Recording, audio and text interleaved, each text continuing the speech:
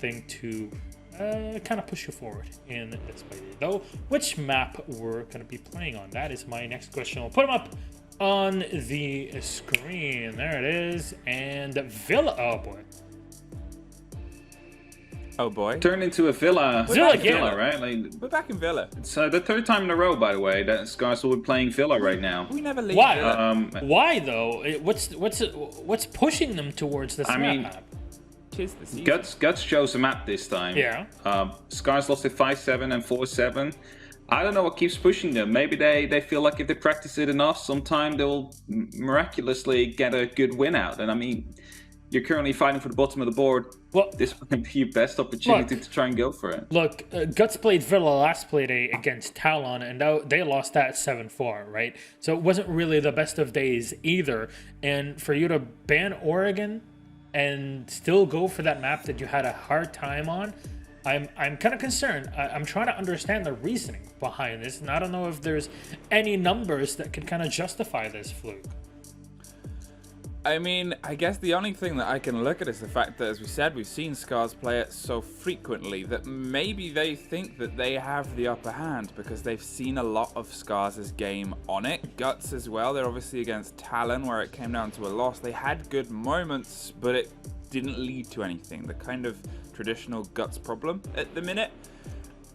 In my head, that's the only thing I can think of. I'm still kind of surprised that now that's 3 in a row that we've seen SCARZ. You have a look at the phase 2 split right now, just across the board, and it's so much Villa. I mean, we had, what, 5 out of the 6 games in our last play day? Yeah, Cafe was the only one that was otherwise played. So, okay, let's kind of dial things down and have a quick general chat about these two teams, because we're waiting for our roster to be set, so we're to our lobby to be kind of readied up and for players to actually join on time. But both of these teams are sitting at 0 wins in this phase, overall not having the best of possibilities. Can this match do anything for them, Hap? Well, yeah, Guts can make sure that they don't relegate. SCARZ, however, as I said, they're pretty much screwed. I'm just checking through their maps, however, and I see that in Phase 1 they played 4 times Oregon in a row and played 1 Villa. So this will be the 4th time they played Villa, and they already played 4 times Oregon. So they only played 2 maps this whole phase. Now, my question would be, how's it going for you? Because clearly not very well, as you're in the bottom of the leaderboard still, but I really don't know why they keep on playing these maps. Maybe they just don't feel confident on anything else, but there's 7 maps, man. And when you go for such a map, you have to have there's 7 in total, and I'm wondering, okay, if this is the game plan, right? Guts were the ones to ban out Oregon to take us here. Okay, looking at previous matchups, what are the sorts of operators that we can see Guts removing to really push their advantage forward in a way that they couldn't against Talon? I'm just having a quick look and seeing what they brought out. It was, I mean, what we saw a lot of around that Playday was information gathering, and Guts already tried to stop that. They went with the Valkyrie ban, which, to be honest, in other games like the Norengo Showdown was so prevalent and so consistent. And here you're looking at a team with Guts where I think they'll have an easier time against SCARZ, but it's a similar kind of problem. So Talon removing the Nomad, removing the Wamai, we'll probably see similar things from a team like SCARZ that does like to be quite aggressive at times and does like to kind of strike and manipulate the space. We obviously saw a lot of roam deep in the map as well, which is something we didn't really see too much before from a lot of other teams, especially in EU, where you kind of just ignore that floor and you just leave it. That Playday of APAC the other day, where we saw Villa most of the time, they played a lot around that ground floor, first floor if you're wrong, area. They played around kitchen, they played around library, they played underneath. It's tough because I wouldn't say change anything, Guts. You've just got to try and be a bit sharper on your lockdowns. Like, that was the problem. Look, even library as a site was played, and we had the interview to kind of talk through this with one of our Thai teams. I believe we were having a chat with them, and it just seemed like the site is unused. We've seen NA dabble in it here and there. EU having had it 3 times in the past year. Can this maybe be the key after teams have gone back over 2 days? Maybe they watched that interview or seen something of preparation of other teams. That's the thing, right? Because it's a site that is not often played, so you're not going to be prepping as much about it. It's the same as you go into Clubhouse, for example, bar. Who scrims that? Who scrims that site? Because you're not going to play it. You're not going to be probably not going to play that. I'm going to say that now, just before someone actually chooses it, like later on today, for example. So like, it is a site that almost never gets played. It's not in the meta, so like, you're not coming up against teams that will actually practice it actively, so you're not going to be able to practice your attacks either. And that basically leaves this kind of, well, void in there, because right now, if you are the one team that does practice those holds, you're going to be coming up against teams that, of course, never learned how to attack it. But if it works against them, and it consistently works against them, then if you're coming up against a league team who also didn't have the opportunity to practice it, suddenly you're going to be able to basically pull a wild card in that, in that round. Look, the biggest question is, how can league teams actually have the time to practice a site when they can't even practice getting to the lobby on time? So I'm kind of curious how that all plays into their mind. It's a big a final point as we await. I believe.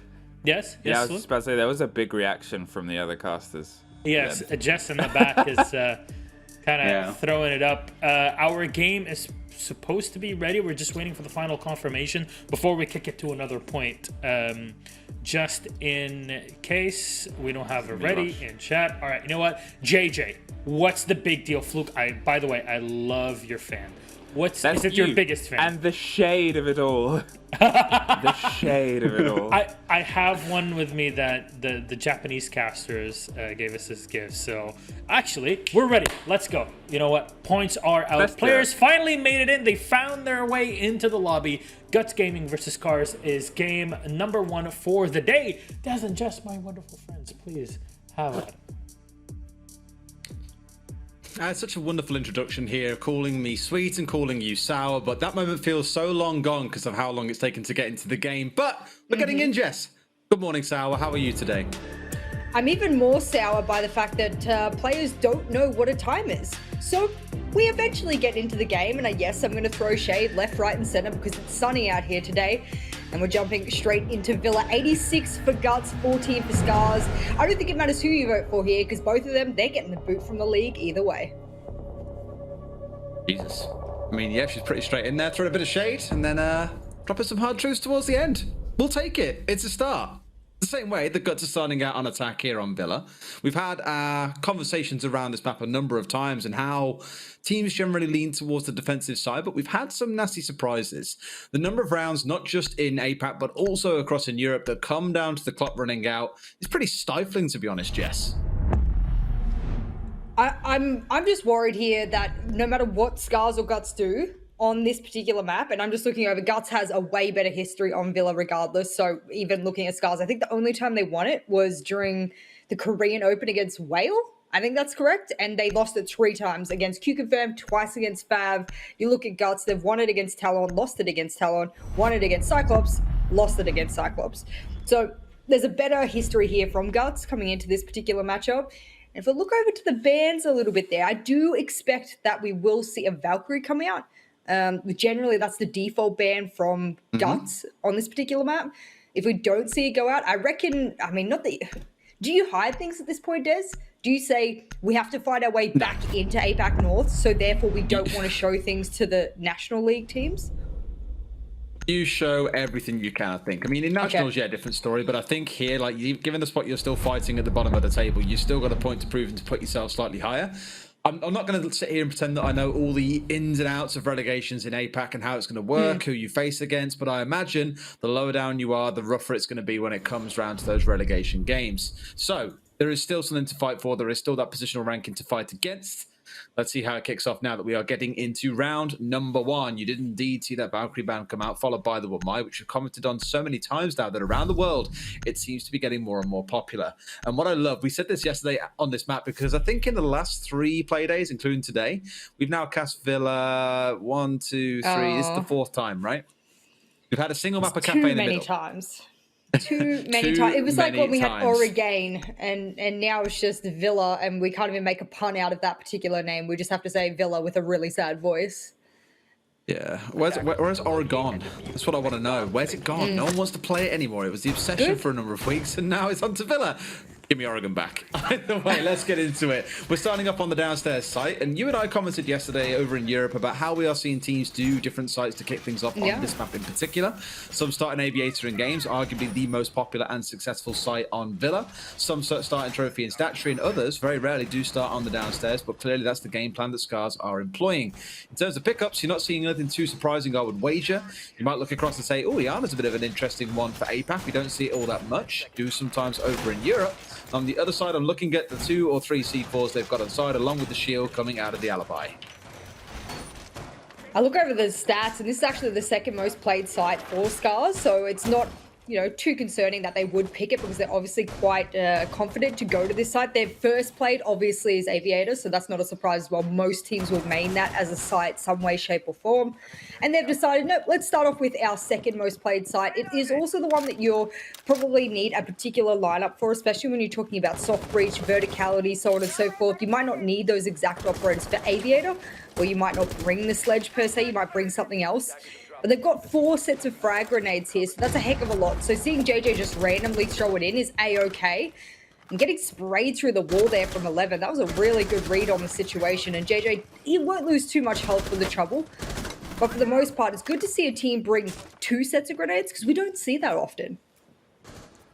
No, some teams do. I mean, say one that we've seen from teams like, again, Secret, who run the Sledge and the Iana as a tandem. And it does enable that frag-based play. We know what Draven can do on that team, so no big surprise that some teams are trying to follow suit and use it aggressively. And especially when a map like Villa has so much soft floor in the kills from below that can come singing in. Whew! Can be terrifying. Given here it is the downstairs side, they should be coming in from above, mind you. You've got to deal with that Jaeger regardless of one to watch out for. And you can see how for the side of Guts, there's a massive focus on the top floor. Very common on this site that you take the area above site, open up the floor, use that to restrict those on site to looking for the execute. But right now, it's this very slow game coming in from JJ, who I'm somewhat surprised hasn't had a drone leading him in, to be honest with you. I think it was initially that Jaeger that gave him quite the scare, that spray through the wall, and then they obviously spotted him out with the Iana clone. They weren't sure if he's being cleared out. They know Nosferatu is in bathroom, and Revy will sail up the C4 and collect JJ.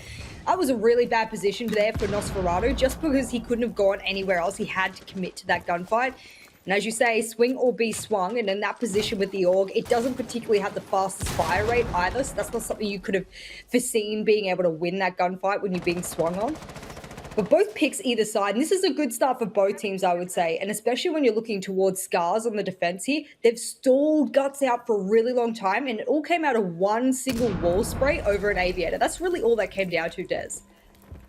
And also looking at it, welcome back to the competition, JJ, says Revy, the coach, of course, as well, hoping to get the kill onto him. But I will touch on the fact that 30 seconds were kind of wasted there trying to push the way through Trophy. It's like, you have drones for this purpose. You should be able to collapse on him as a team.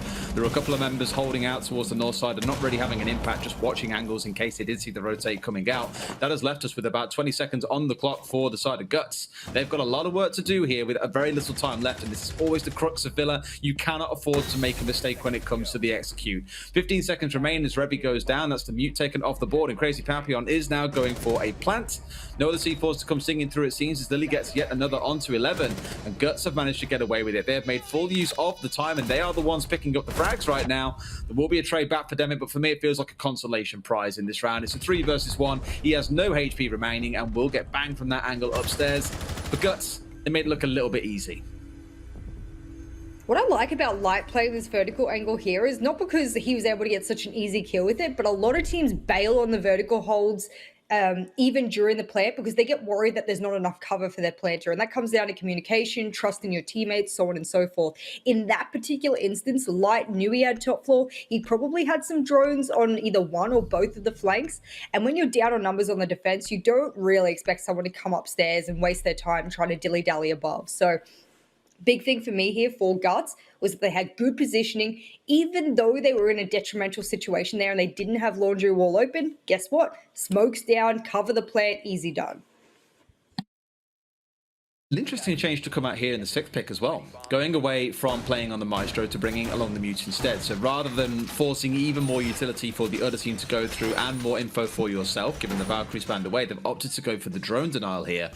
And as we got to about the minute, about 60-second left mark, I'd say, in that last round, there were only about 4 drones left alive for the side of Guts. Do you think a lot of that is trying to play into that denial of the game and trying to force it into advantageous fights for SCARZ, or is there another reason in your mind? Look, I disagree with you a little bit here, and the reason that I do is because I actually think now that Revy's off the mute and he's taken the smoke, what it is this composition on this particular site warrants a smoke. So if you want to continue to bring the C4 and the mute, you've got the shotgun as well. You've got the shotgun in hand of Revy. They might not even need to bring the shotgun on the mute, but what this does is that if they try and do a vault plant or any plant inside of smoke, as we saw before on kitchen, then of course the smoke becomes absolutely invaluable to that. Bringing a mute to me is a no-brainer. I think mute is a highly underrated operator. I think just drone denial as a whole should be something a lot of teams focus on. And they're doing a downstairs hold as well, which I don't think is accompanied by mute jammers. So that's all upstairs. I think it's a no-brainer. That's my thought here, Des. Fair enough, fair enough. Of course, dropping the kite away does mean you can change a couple of things around and be a little more flexible in terms of what you want to bring along here. Is going to be that Goyo for Coldbro. Starting things out with Guts up towards the north side. We've all been here a million times on Villa. You start out on the north side towards Trophy and Statuary, clear your way through the map. Normally, if you have a Nomad on side, you'll be watching those stairways and then starting to look towards the site. Here, at least for Guts, it is that drone game, still coming out. I was about to say Gone game because I think Guts just had me saying G far too often. Interesting. This is actually, you know, when you spoke about mute, it also does disable the clone as well. I don't think a lot of people realize that the Yana clone tries to run through a mute jammer. Boom, boom, it's disabled. Hopefully we get a little bit of a look at that, and nope, it will expire just before it reaches any of those mute jammers. But for me, mute is a must-take. Drones are a key part of the attack, and smoke is a key part of the plant denial, of which both of Guts, or all of Guts, has been doing here on their attacking thus far, and it's been crippling the defense. So I think SCARZ have read this quite well. And it's not where they've at least got a 90-second remaining and are already sat at the doorway into Aviator. Of course, we know there's a lot more to consider. Probably want someone on 90 as well to be trying to contest into the alternative sites so the defenders can't sit happily spraying through the softball between the two sites or holding Bolt in absolute comfort. We saw a wonderful double C4 kill coming out here just a couple of days ago. JJ going to find the opening onto Demic, and that's one of those C4s off the board, but with those mute jammers down, still providing some value to the team even in the afterlife. They don't have study control here. I'm really worried this is a power position here for 11. And the reason I say power position, it looks like they want to go for a vault plant. And, well, when you don't really have that cross angle to be able to cover as an attacker, you're going to keep losing these gunfights. JJ, back on his whatever debut he's on now, double kill for this particular round. And he's done quite well considering he had a bit of a shaky first round. Almost catching the pre-fire kill there, 11 as well. One of the members of SCARZ, almost stepping completely into it. They've managed to get themselves in and going for a plant here, mind you, and a contest does finally come through behind the bar into the back of Vault. Crazy Papillon does not miss those, even with JJ going down, so a good trade. A 4 versus 2 for the side of Guts, and they're making it almost far too easy here. How on earth does he not find anything from that flashed out, I believe? Puts us into a 1 versus 3 for Nosferatu, and sadly, I don't think he'll be clicking too many heads today. Euro collecting the closing kill, and Guts looking dominant on these engages so far, Jess. What worries me is that that round should not have gone that way. That planter should not have been able to run into that position. You've got a smoke, you've got C4s, you've got a lot to play with. The composition, their lineup for that round screamed to me they had control. Their playing of that round screamed to me they did not have control.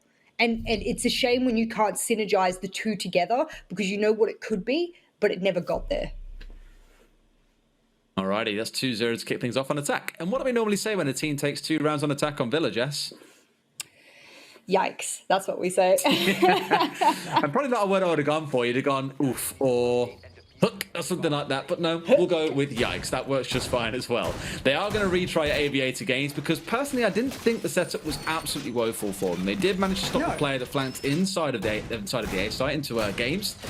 And then it was all about the push that just came in through Aviator doorway. A couple of good flashes coming out of the Ash. Lily charging their way through, find the kills they need, and sticking the plant out was well played from Guts on the execute, but from SCARZ, maybe not enough aggression, not quite hitting the shots they've really needed to. And it's unfortunate because otherwise it didn't look bad. Yeah, like I said, there was a lack of synergy between the idea and the composition and then the execution of it, which was a real shame. Speaking of execution, Coldbro, rock that mirror, my man. I love a mirror on Villa because I actually think it's extraordinarily powerful. A lot of teams disagree. I think it's great because not only do they have to either deal with it in some way, shape or form, utility above or below, that takes a lot of time. Villa's quite a lengthy map to go up against. And so to have to get rid of this mirror, a lot of teams have decided to just completely negate taking it out. They just go, we're just going to go around it some way, shape or form, go straight into 90, cut off their rotate, whatever that might be. And for Colbro, he says, well, no, I want to be able to hold both of these entry points because I think this is where the attackers will come from. And well, guess what? He guessed wrong. What I do have to comment on thinking about it is for the defensive side of SCARZ here, every round they've brought 3 C4s along so far. I'm not quite sure how many they've got in this round. I didn't catch it. Can we take a quick look, easy please? There we go. Thank you very much. They do have 3 once again. You have these C4s on side. Why is the denial game not being played to a stronger level here? Yeah. Why are we contesting gunfights so much? You can open up those higher level holes, I guess, in walls and start chucking those C4s over as they come for a push. That's been missing in a few rounds, and I'd like to see that become a thing here. Use the gadgets that you have got. There's a lot of talk around secondary gadgets in the game at the minute, and when Guts are coming at you so one-dimensional here, completely from the south and still stuck inside a study, it feels like they could really do some damage. Revy was the only one to show that he had his, gadget and his utility at the forefront of his mind, and that was only in round 1. That was a really good flash. Yet again, Lily's been able to pop out some flashes that have really disrupted the defenders, whether it's for a plant, whether it's for a kill, and then a down onto Nosferatu. Do they know? Yes, they do, and that's an easy collect. And top main stairs has been a huge contention point on Villa for multiple regions now, and it seems as if aggression has been the best remedy for it. Rather than playing the slow, drawn-out game where they can play behind the advantage of shields. Yep, sometimes, as we saw yesterday, just in fact, trying to rush up, it didn't work so well for Team Secret against Tempera. But for some teams, it has worked wonders where you gain ridiculous map control in no time at all. And now with the downstairs in their power, Colbro is left entirely by himself. He will break the flawless. Won't go down in my notes as a flawless, but maybe a near flawless. And a 2k for Colbro at the same time, so there's still something going for them. But once again, I think Crazy Papillon, with that smoke coming out, is going to try and go for a plant. Or maybe that was just to try and bait out the more aggressive push. Tries to push his way back through Volt, penned in there like a wild animal. Lily is more than happy to put him out of his misery. That all came out of the entry there. Lily made it work. We spoke about using a utility. Colbro had a C4 in hand, mind you. And I'm not to say that he was meant to, 1v5 clutch it with a C4, but earlier on, he might have been able to sail one over study, over the top of study walls. He might have sung one out towards the main stairs. And a little bit of a request for a rehost there in chat. I have no doubt they will get it. Yep, there we go. Sandbug, they did say at the start of the last round, I think they wanted to come back out after we finished the round. And well, the round is finished. And guess what, Jess? It's 3-0 to Guts on the attack. Not looking good for SCARZ. Yeah, I mean, yeah. I said it from the beginning, SCARZ don't have a good history on this map. The only win that they've got is against Whale, and that is a non-league team. So for the most part, you don't put a lot of stock in that because you don't know how hard SCARZ might try against them. You also don't expect them to be at a league level, which is just generally how you would view a lot of these teams. And then to lose to Q Confirm and Fab twice on it, it seems to be it's pretty definitively one of their worst maps. But I say that, you look over to SCARZ whole tally on all of their maps. They have a 25% win rate on Villa, a 20% on Consulate, a 33 on Clubhouse. I mean, they're all quite low to begin with. So where do you go? There's a reason why you're quite low down the table, I guess, and sometimes it's just picking the maps that you think you might be the most comfortable on. Just clearly, Lily woke up on the right side of the bed today, to be honest with you. Wow. Everyone was very excited about seeing JJ come back and what he might bring, but today, there's a different name to be talking about, I think, because the number of kills has been stacking up in a good number of these rounds. SCARZ don't even get a look into trying to win them, to be honest. I'm more concerned with the fact that SCARZ has the right idea. And I'm not going to say it's off the back of Revy or, the coaches or whatever. It's always usually a team effort, is that the team turns around and goes, hey, this is a really good composition of operators. Here's a really good setup to match that composition of operators. Speaking about Aviator here on that first attempt at it. And then you turn around and you get to the end of the round, and especially me analyzing it, I go, they put 2 and then they put 2 together, but the answer wasn't 4. And now I'm confused. How did we get here? So we keep on touching on, you speak about the 2 + 2 = 4. The C4, something we've touched on a good number of times. We saw the opening kill, I think, in the very first round from Revy onto JJ, the C4 from below. Good, really good start. Yeah. Since then, it has just been members marching towards SCARZ and gunning them down as they go with no real denial play to come out. We touched on the smoke that came through and thought that might have an impact in the second round. It did come out again in the third round, but again, it's like these gadgets, this utility just simply doesn't exist for the defenders, whereas on the attacking side, and we both acknowledged it a couple of times, the flashes have been excellent coming out of the attackers. a lot of people might not realize you're jumping into this matchup. Maybe you watch EU, maybe you watch other regions, or you're just not familiar with SCARZ or Guts or anything. Both of these teams for this stage have 0 wins. And for SCARZ, that's not particularly unusual. They are still a growing team in their region. They made a few roster changes. They're trying to get back up to scratch, whatever it might be. Or rather for this phase, not this stage. But I was going to say the whole stage. I was just going back like, I'm pretty sure someone has won a game this stage at some point. Hold on. For this phase. Hold on, Jess. Let's not go too in on them. God. But it is unusual for Guts. And I think that's the biggest thing, is that you feel for a team that has gone up and then now they're quite viciously going down, whereas for SCARZ, they started quite low and it's a slow progression up for them. And you don't want to be the Guts side of it. You want to be the SCARZ side of things as a team. So for Guts here today, it would be nice to see them get a really dominating win over SCARZ because it might refresh our expectations of them. I think the real horrible thing looking at it as you go down is, again, how close these standings can be when you're at that 3-2 or 2-3 scoreline record across the stage. Because, of course, the way points work here in APAC is that you have a lot of teams who can finish 3-2 or 2-3. And the way that your points get determined is based on how well the opponents that you played against end up finishing. So, number of rounds they win, their results against stronger opposition. If you come up against stronger opposition and lose to them, you can still get good points off the back of that because you are rated higher than someone that might have the same 3-2 scoreline, but have lost to weaker opponents than the ones that you lost to. It's kind of it does mean to a lot of mathematics, and I'm sure Happy's sitting there licking his chops at the thought of all the spreadsheet work that he can do to calculate this out. But literally a single game or a single game against a different opponent can be the difference between you finishing in, say, 4th place and finishing in 8th, and that can be quite painful to take for some teams. Another version of this mirror again. And I don't know whether Guts will read into it yet again and say, well, we just don't need to push it. This is not something that's we might have to do. Maybe we just go for a wolf push. Maybe we go down 90. We go towards Statue Door and we just give up dealing with this utility that SCARZ are trying to put up against us, because and if they do that here, they're going to be met with this mirror here. Actually, this is quite good because it does negate what I was saying about the fact that there's a one-sided mirrorness or one side to the map that they're focusing on. He's making sure there's a mirror both sides. So if they do manage to push study, which they are now, they are met with a bit more force, not just the Jaeger peppering shots through the wall. It's more the fact that they're playing the risk of this extended hold, and they haven't really done so well in the gunfight so far. That kind of alarms me. We'll see how long this one holds out for. Will it be broken up nice and early by the side of Guts, or will SCARZ be able to waste some time like we saw back in round number 1 and potentially draw a mistake out of Guts? Even when they had 20 seconds left back in round number 1, they still managed to make excellent use of it. So I'm kind of sat here like, well, it doesn't feel so clear-cut.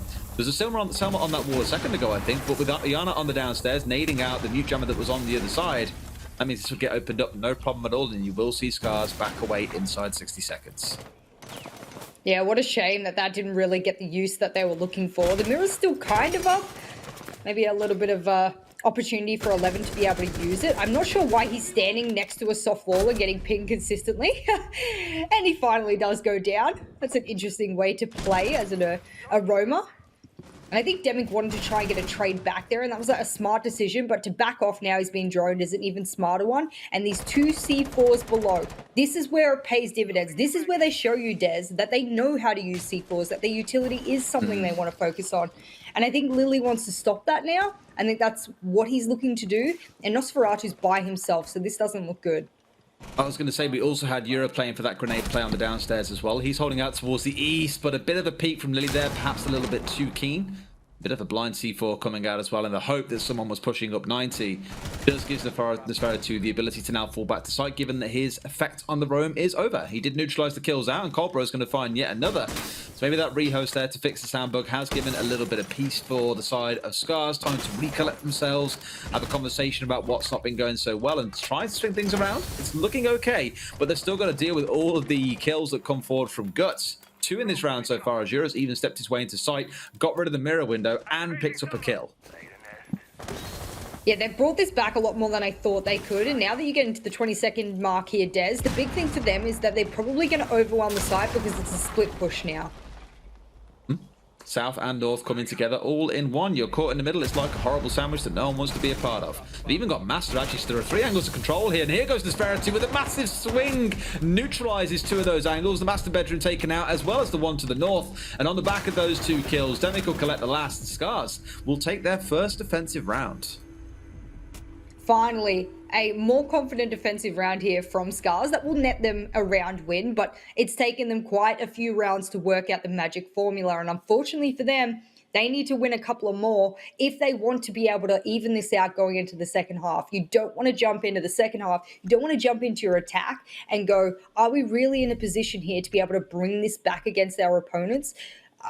I mean, let's have a look at the attack here for SCARZ. I don't have a huge sample size. I mean, 4 games is not too bad, but their attack on only one side hasn't even given them promise, and that's Aviator. Every other site they've ever attacked, they've almost overwhelmingly lost it. And we actually saw one of their games, not on the last play day, I believe it was last week. In fact, it could have been on Tuesday. I don't fully remember. Too many play days. Either way, it wasn't the prettiest affair for them. I think it was still a game that came to much closer than we expected from SCARZ, to be honest with you. In the top of my head, without looking it up, I remember it being a 7-5. They did put up a fight, but not enough that they could end up collecting the win. As you've acknowledged a couple of times now, neither of these teams yet to find a win in this phase. Both are 0-2, and of course, worth acknowledging, we have 3 play days left. We have today, we have Tuesday, and we have Thursday, or next Thursday, to close out the season. That will give us our final standings of who goes off to face relegations, who goes to the major, who's going to the finals. It's crazy how much comes at stake when you comes into play, I guess, or becomes at stake when you get into the final stage of a season. It's hard to know what these players are playing for now, and I think that's something you have to reference. A lot of people don't talk about it. It's like you speak about Chaos at the moment, you know, they've been confirmed auto-relegated, but what are they playing for? And there's multiple things you could be thinking about as these players. You could be thinking about trying to just get that experience to bring yourselves back up for the next matchup. You could be thinking about different major positions if they are still open to you in your particular slot in your region. I mean, there's so much that you can think about and you can still gun for. It's not all done and dusted. And for SCARZ now, I think it's about proving that this new roster is what we know it could be and that they're slowly growing. And for Guts, it's about showing that they did deserve to make themselves known, especially around major time. That was something that I really did think about and go, actually, they really made themselves known making it to the mini major. They didn't do too well, but getting there in its own right is a hard feat. That's the crazy thing I think about the last major was the teams that got there. We were like, well, seeing how they play most of the time, you probably wouldn't expect to see teams like Cyclops and Guts there, but Guts admittedly back in stage 1 were far stronger than they are looking right now. Hopefully with the return of JJ, and definitely starting to spark to life is JJ and Yura in this round. With his return, you'd think you might see them getting back into the shape we've seen them in historically, and this game only goes to suggest that. Looking like it might be a 4-on-1, 3 dead on the other side, including that smoke of Revy, who you would be looking to rely on to make some plays happen with those smoke canisters later on. And ironically, it's the I guess one site player, one non-site player in the Jaeger here being remaining is probably a bit of a confusing one, given they've lost the mirror, plays behind the window, smoke, normally plays on site and is one of your last-ditch defenders. Even the Melusi, you might argue, because she can play in 2 ways, both as a roamer and as an on-site player. Maybe you'd expect to see her left alive as well. But either way, 5 versus 2, 5 drones left alive, 70 seconds still to play. Something tells me this should be a Guts round. The 2 players left remaining, though, Des, are often the fraggers of the team, so I can imagine they'll be popping kills, but not today. Not even a single kill in all of these rounds here for 11, which is such a shame. Or rather, I think he got 1, but post-rehost, he hasn't been able to, and as a result now, it's just left up to a clutch situation. No C4 in hand, not sure where that got used, but not to great effect, at least. And now they're going to play this slow, they're going to play this nice, and then get the player down. Looking for behind Vault door, of course, very, very safe hidden away behind there. They know exactly where Demic is going to be, and that is inside of Vault. Now we're into a 2 versus 1 post-plant. Demic's already found 3. Can he continue and find the 4th and the 5th? Notices a couple of angles being assumed here by the attackers. Long angles at that as well. Will challenge 1. He's going to push aggressively. The right call to come for. Gets him down, but it's a Sophia. Please tell me you know. Yes, he does, and we'll finish that kill off. It's a quadra kill, but can't collect the last. Yura dashes the dreams of Demic and of SCARZ. Gets themselves that 4th attacking round. 4-on-1 at this point to the Japanese team. If you're Demic and you've got to 1v5 clutch post-plant to win a round, it's probably showing what you're doing on defense is not working. And that's a brutal way to say it, but I keep saying there's a lack of synergy between the way that they're setting up and the results that they're getting from that setup. It's almost as if they're throwing bodies at the attackers unnecessarily. And then when it comes to sight, there's still players like 11 on the Jaeger still alive somehow, some way. There's a disconnected communication and synergy somewhere, and they need to identify what that is because they're on their last round here of the first half. And if you are walking away with one defensive round and you've got a really bad track record on attack on Villa, that's not a good sign. I don't see if they can get anything from this because the scoreline's starting to reflect what you would normally assume you'd see when the defender and the attacker icons are switched over. But no, your eyes aren't deceiving you. That is 4 attacking rounds for Guts. And assuming their defense goes well, this could be a very quick game to get the day started, which would work out for us given LATAM starts later on. Go figure. Let's see how they go unfair on the same site once again. Aviator and Games, they've now played it 4 times. This will be their 4th time. They have lost the last 3. The only site they have seen some sense of, I guess, success on was on Trophy and Statue, and even then came down to Nosferatu with a great kill out on the roam, coming back to site and spraying 2 more on a wide swing angle that clearly Guts were not ready for. So I always say this, looking down to a round where a single player is stepping up and finding a 3 or a 4K, you more pin that down to that one individual member popping off than coming strictly down to excellent team play. Although again, context, sometimes those rounds can come down to the support the team has given that player to be able to do a play like that. Seems like SCARZ, no matter what mistakes they're making, they just continue with the same setup regardless. They want to continue that long mirror over towards bedroom. And that's fair enough. For the most part, maybe Guts will change their strategy. Maybe they won't do a full study push. But all of the evidence has suggested thus far that Guts do not push that way when they attack Aviator. They always like main stairs control. So why not maybe take, not even take a mirror, take something else, take a, I don't even know, another shield operator, a Valkyrie or something for the stairs to be able to double reinforce it when you know that's what they push. I don't know, something adaptive. I'm not seeing a lot of adaptation here from SCARZ. I'm seeing them repeat mistakes over and over again when they know it's not working. Ooh, Euro almost catching out to Demic and even catches him on his way up the stairs. I don't think he can see his legs just now, so actually going to use a grenade to make sure he most definitely goes down. Didn't want to have someone contesting him on red stairs, and yet another opening kill comes through. It feels like a long time since we have seen an opening kill come out for the side of SCARZ. I can see one back in round number 1, but since then, it has been all coming up Guts. Yet another kill flies through with the smoke, yet again being picked off early. 2nd round now for Revy to die early on that smoke. I've not really even seen the smoke do anything, and that's just because so many people have died. The smokes have just been irrelevant, and this is what I said, double reinforce the stairs. Have extra power here. I can't even get the words out. So they come sailing up south stairs, or main stairs rather. And the big thing there in that particular round was JJ. We didn't see it because we were spectating someone else, but he was below doing the God's work there. Yeah, that was a good shot. I did want to spot that from his perspective. I did miss that. That was a good shot. Double reinforce the stairs. They didn't have another shield there. That was probably the biggest issue. And they might have needed one more ADS there as well. It's all over now for them to being able to adapt to the attack of Guts as we hit the split here. But for the most part, I think SCARZ know if they were to look back on this VOD that there is more they can do to adapt on the fly to their opponent. It has been rough. Very, very rough. However, we always say there are 2 halves to a game of Siege, and no matter how dire a game may look when you're down 6-0 in the first half, there is every possibility that you can bring it back in the second half to a 6-6. I'm going to change away at the last second from that Monty, which would have made some sense. Sometimes playing behind a singular operator, or at least using him as the spearhead of your attack, can be a good shout if you feel a little demotivated, a little uncoordinated maybe. But I'm glad to see that SCARZ feel there is still some confidence going here, and that they are going to run an identical setup to what we saw coming out of Guts, actually, with that Iana and the sledge with the 4 frag grenades being brought along. I want to see exactly where they place these Evil Eyes, because this intel gathering that the Evil Eyes provide can be exponential, especially if you place it down 90. Top red will be the first one. I kind of like that one. They're expecting some kind of landing push or presence at least, and you can see all the way down 90 hallway as well. Does the second one go into 90 for the long angle? Yes, it does. That's a pretty meta placement of that Evil Eye. And you get to open the hatch alongside it. A Banshee in the middle of Classical as well. I mean, this is a pretty good setup. Smoke in hand. I think smoke on this side is just a given, just because you can't peek vault when the default player goes down. And a little bit of a half setup off site, meaning that both Euro and Lily are able to provide a little bit more aggression if they do happen to push that side. lines of sight's being opened up as well. I think for the most part, Des, they're just doing a pretty meta hold and roam setup. The only thing I could see is that crazy Papillon's below with the pulse, and this used to be the OG way of playing Villa, is to just have someone downstairs beating intel consistently. So we'll see if it works out for them. Miss, my hand's in the air. Can I ask a question? Yes, sir. Oh, it's kind of the other way around. I'm calling you Miss. You're not really meant to call me sir if I'm your student here, basically. Anyway, right. Why do you think SCARZ are running the Habana over the Ace? It's a good question. I don't see the reason to. I don't think it provides anything extra that the Ace cannot.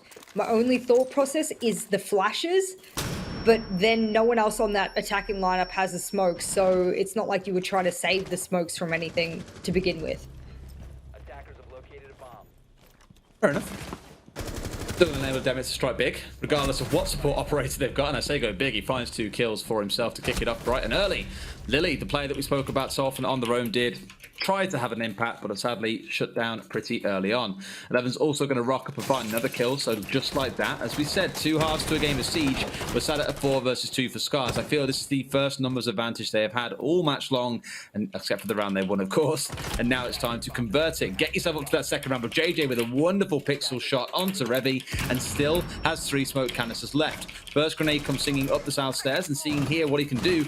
He could hold for a good while here. 1, he's got a shield to play behind, and 2, as mentioned, those smoke canisters are on site if required, but actually, he's going to abandon main stairs, Jess. He's going to pull himself back and get on site. Yeah, a couple of wasted ADSs there, but fair enough. There's less than 60 seconds left. You've been able to have the impact and the time delay there that you would see necessary, and now you've got 2 of your biggest and best support players ready to go. Smoke Babes raining out early, tad too early if you ask me. Is that Maestro or Evil Eye not in 90 hallway anymore to give away that call? Nope. Okay, so that yeah, it is. It is. Okay, why that happened? No badge, you see out nothing. That's ridiculous. He's wasting them left, right, and center. This could be dangerous. Also gets thrown down at the same time. He could just get swung on here by the player that was at the south of 90. They're not going to bother right now, and I believe it was the Iana. But again, looking at the Banshees on site, there is still a lot to deal with, and all the drones are just being thrown into sight by SCARZ here. Light with a wonderful trade attack, I should say, onto Nosferatu, as he tried to go aggressive. 11 finds 1 more. It's into a 1 versus 1, and the plant is going down. If you move now, this could be the end of it. You know that he's not off. Go for the... Look, left, Matt, what are you doing? I was going to say, finally, you know where he is, surely. Gets away with it at the closing second, even though that the plant went down. That was a close one. A little bit of hesitation being shown by Light. Could have given the round to SCARZ, but no. Got to move on to match point. I'm trying to ascertain whether or not that was the right decision to stick that plant or to get off and go for frag, because he was really in the early stages of that plant, and so in my mind, your best opportunity there is, you know, that he got swung from vault, so that's a very close position. It might be better to jump off, commit to going for the kill, but the Elder has so many bullets that it's kind of a worrisome situation to put yourself in there. There's no one right answer to that situation, but the answer he employed there, I think, wasn't the right one in the given situation. Pretty much a free round there to Guts, and they could walk away now that they're on match point. 7-1ing SCARZ on Villa, making SCARZ have a even more terrible history here on this particular map. I've got to give the nice thing you got to consider in that situation with the Maestro being the one that got the kill on Study Doorway is it's a Maestro. He's a chunky bugger. He ain't going to run anywhere anytime soon. You're going to hear him every single time he does try and run away, so maybe taking the trade was the right play. However, in the moment itself, you know how tense it can get. You know the players don't always think and have that, you know, in the space of what? A few milliseconds to make the most optimal choice. It's a really hard decision. So I appreciate that the attempt came through, and it even managed to come out with the plant being down as well. That's the hard part. Either way, as you said, SCARZ are now at the point where they are 1 round away from being 7-1'd by Guts. They are staging their defense up towards the top side, but not in trophy and statuary. We are downstairs inside of dining. They have, however, put some electrification up towards the top floor, so that suggests that we are going to see this extended hold on the top floor. Something we saw in the first half coming out of SCARZ. Didn't have a massive amount of impact, I'd wager, but at least it was the time wasting element that led to SCARZ having limited time. There was about 20 seconds left when they first started looking at the site. Unfortunately, they still managed to close things out, and these are some cool electro claws. Check that. Where exactly is that placed? I saw the throw. Yeah, I saw the throw, but I wasn't sure exactly where it managed to hit. You see teams do this a lot, though, on multiple maps where they'll chuck an electrical or above or below, and I'm even trying to think, even old Chalet, you used to be able to put it above in lobby and hide it quite well, and it would force the player to have to go up in a K9 and shoot it from the balcony windows. But I think here, the trouble with that is that for SCARZ, I'm looking at their lineup, you almost never see IQ unless it's the Australian team of Fnatic, or there's one or two other teams that bring in IQ. For the most part, in APAC, for whatever reason, no one really values her, and she's highly underrated. And as a result, those kind of electroclaws can go unnoticed almost all round. I think it's niche, especially when you have a Valkyrie ban coming out and the Echo's default ban. There is definitely less need for an IQ. No doubt when Echoes return to play, you will see that pick rate spike up ever so slightly, and some teams, even with it still banned, do make use of it. I think of G2 as one of the biggest users of IQ in the game at this point. Citizen plays it a hell of a lot, alongside things like the Nomad, depending on what's available and depending on the map. Either way, 80 seconds remain in this round for SCARZ to get something. They're still going to find themselves control of more of the top floor. They haven't even cleared these two roamers out who are holding inside of Astro and inside of Statuary, I assume. There are still 3 playing downstairs. They've got to get the drones inside of sight, clear out the threat from above, and even try and deal with the potential electrification. This is looking really rough, Jess. Yeah, you got 60 seconds left. I don't really see much being done. All they've been able to do is get up to the doors of sight and then not really be able to open anything. Hot drone coming out for 11, or a live drone if you prefer that wording, all semantics to me. And Light is still above, and now they know his position, but all he has to do is time delay here, and I feel like he's just going to throw his body out into the open, and that's a free kill for 11, but again, not a lot of side control, not a lot of opened up on these walls. That's the pressure they need. Not aware if someone's downstairs or not. It seems as 11 is watching, assuming someone is in basement and looking to come for a flank. And he wouldn't be completely wrong. There is Lily down here, but he's watching red stairs, not Astro stairs. So maybe the wrong place to be looking. And when you have 20 seconds remaining, well, you've got to make it happen right about now. Crazy Papillon still has this cardiac sensor, of course, to make use of the C4 in his back pocket. Not that the team will need it, with Lily collecting a kill onto Revy. That's the Habana down. Colbro finds one on the doorway. We're down to the final 5 seconds. Again, you still got to play against C4s. It's down to 1 man left. Demic has got it all to do inside 2 seconds. Sadly, the clock waits for no one. That is going to be a nice, easy cleanup for Guts, and they take the match 7-1. What a domination that has been for 2 teams that have really been scrapping it out at the bottom of the table. If you can overtake a team 7-1, and again, maybe on a different map, you'd see a different result. But on this particular map here, Guts was in favor by far, statistically, and through just sheer gun skill, mechanical skill, setup, and ability to adapt to their opponents. SCARZ almost had no adaptation. They kept doing the setups over and over again, where players weren't even pushing when they were on their defense. And on attack, well, they just showed that the time was not their friend whatsoever, and that really beat them out here on Villa. I will give them some lean. They did look a little bit improved after the rehost. They were hitting a few more shots, a couple of potential rounds from like Nosferatu and Demic coming back in, but sadly, got just a little bit too overpowering with that gun skill on the attack today. Great utility use from them, less so from SCARZ, but let's go over to the analysts and see what they think about this game. Thank you so much, my good friends. Yes, we're back.